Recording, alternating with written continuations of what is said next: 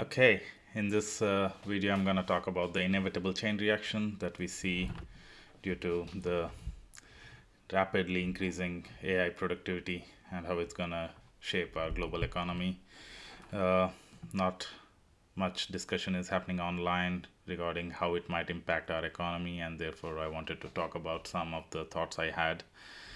So, let's dive in.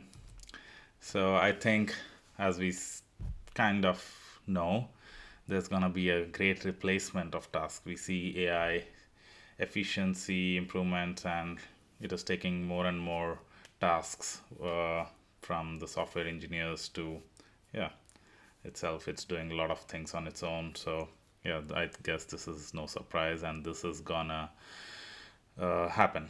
So, I'm not gonna talk about will this happen or not. You can watch other videos for it.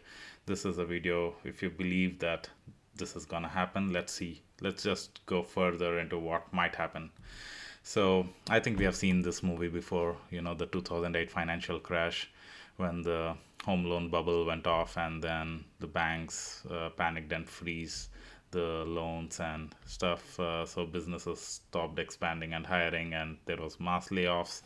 And yeah, because of that, people stopped buying stuff, and then there was an overall slowdown. So yeah, so it can freeze the entire system. So now the thing is, in this uh, movie, we start from here. We start from the mass layoff thing, okay? Because that's happening, you know that. So the white collar contraction. So of course, the first to be impacted are not the low wage uh, workers or people who are doing manual work where AI has not yet entered through robots. So it is basically the highly paid middle and upper class professionals, basically software developers, analysts, project managers, and designers. So we see already a lot of layoffs happening. So this is where it starts. And therefore, I say it is triggered with AI driven layoffs. And then, of course, because these people will lose a lot of income. I mean, they won't have a lot of income, and then maybe if they have taken some loans, that would cause stress, and they would default on those loans, and maybe the bank would take their houses or whatever it is they're mortgaged. And because of a lot of such defaults, of course, there will be a stress and a freeze, and then of course this causes the same thing that we saw in 2008. And yeah, we all will basically essentially focus on essentials. So if you're in debt, it will get harder. A lot of people will default on the loan, and there will be an economic crisis caused due to AI. This is my prediction. So yeah, as you can see, this is what happened. Just another slide for saying that 2008 this happened, and this might happen again. Uh, yeah, asset value collapse because, of course, in the cities, this is in the cities because people will leave the tech hubs, and the prices in these cities for real estate will really go down. And if you're depending on that as income, so that might also go down. And savings, and yeah, stock market, I don't know, might crash. Last time also it did crash because I guess people use all their uh, these kind of investments to cash out and use it for real stuff, buying, paying off loans, or buying essential things like food and stuff like this. And yeah, therefore the whole economic engine kind of ceases with no jobs, no credit, depleted savings. People stop buying non-essential goods. This collapse in consumer spending is the biggest killer of jobs locally.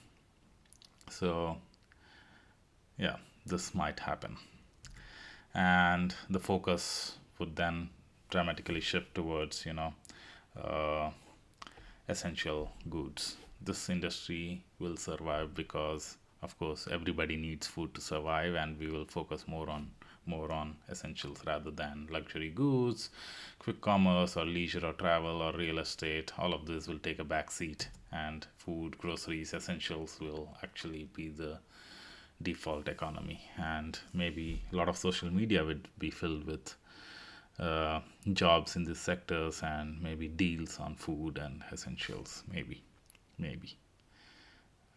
I hope there won't be a COVID kind of like panic, uh, which is not a big deal. Even if panic happens, it will restore because there is still a supply chain of food and there are essential workers. Uh, so yeah, there will be stocks of food available in the supermarket. So, but then this will be the main sector where there will be a lot of jobs remaining. Yeah, because all other sectors we would stop spending, and therefore there will be layoffs due to people stopping their expenditure on these other sectors.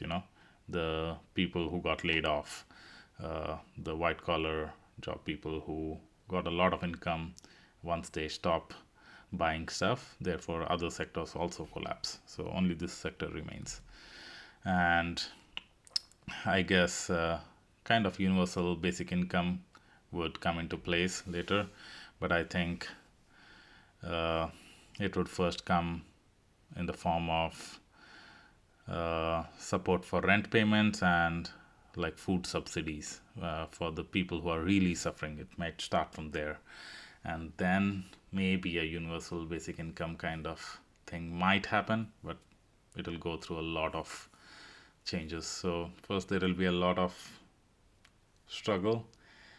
I mean, initially I would say first there will be a lot of shame to go back. At least a lot of immigrants would go back to their countries because of losing a job, and maybe they have a lot of loans at home back in the home country. So there will be a lot of shame to come back and not finding jobs. There will be a bit of suffering going back to our own houses. If you have an own property, that's the best way to go back to. And yeah, but after that, maybe there will be some sort of subsidies and universal basic income. This is what I think is the worst case scenario. Definitely the best case scenarios are best for everybody, so let's not delve into that. If it's not happening, then great. I hope it's something great that happens. uh, yeah, let's talk about the worst cases. If you have loans, then yeah, it will be still a problem. So the best case scenarios is what the AI CEOs talk about, that while this is happening, this layoffs and losing jobs and all of these things. If you see the podcast by Demis Hassabis or Elon Musk or um, yeah, Sam Altman, they say they are most excited about science and the abundance that this AI can bring in science. So they are pinning their hopes on superconductor research, abundant electricity, medical innovations. But my point is, how would it coincide with the human recession that AI causes? Just at the point when we are losing jobs and the economy is kind of freezing, do we expect the abundance in electricity and health sectors so that we live a nice, calm life? This is pure optimism. Uh, yeah, so I don't think that's really going to coincide with an economic freeze. The AI innovations that will like change the entire economy in terms of electricity production, food abundance, and medical health abundance, all of these coinciding, the dip and the peak due to AI coinciding for the economy, I think it's highly unlikely. And this is what I think we are seeing in the podcasts of yeah, these AI CEOs. So there will be a power imbalance, a small, highly compensated class, because there will still be AI developers, scientists, and leaders in various sectors actually, and so yeah, they will still keep getting wages, and they will keep getting richer. A large population will be on UBI if that scheme is there in the country that you live in. And yeah, a lingering question is, what is the role and purpose of population that is purely, in purely economic terms, useless? So there will be a power imbalance, and this is what I guess a lot of people are worried about, like how would this play out. Usually this plays out as a small minority making decisions for the huge population, but let's see, it can also turn out to be good. I don't know. Yeah, some of these people are highly intelligent and have good intentions actually, but extreme power concentration could be a problem, but we don't know. We have to see. So, if you survive the winter, let's say using your savings, you survive 2 3 years of this winter. Uh, yeah, just enjoy, be at home, spend time with family, focus on the basics, food, minimalism, and yeah, don't let there be shame. I don't think jobs are coming back, unlike the last recession. In the 2008 financial crisis, yes, everything slowed down, people lost jobs, but it took some quantitative easing, some bailing out of banks, and the jobs existed. They came back because there was no technological revolution that made the jobs disappear. This time it's different.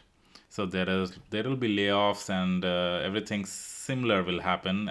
Freeze will happen, but I don't know how the jobs would come back because it's taken by AI. So there will be newer roles, yes, but very far fewer newer roles.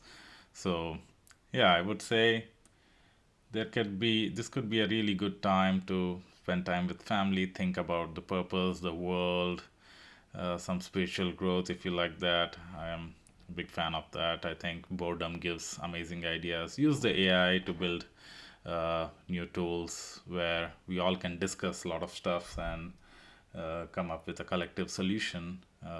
So that is, yeah, also a good way to use the time. So yeah, that's the end. Let's see what we build, and but it's important to be aware that this might happen and not to bash ourselves more, and try to prepare for this. And yeah, let's see where it goes. Thanks for listening.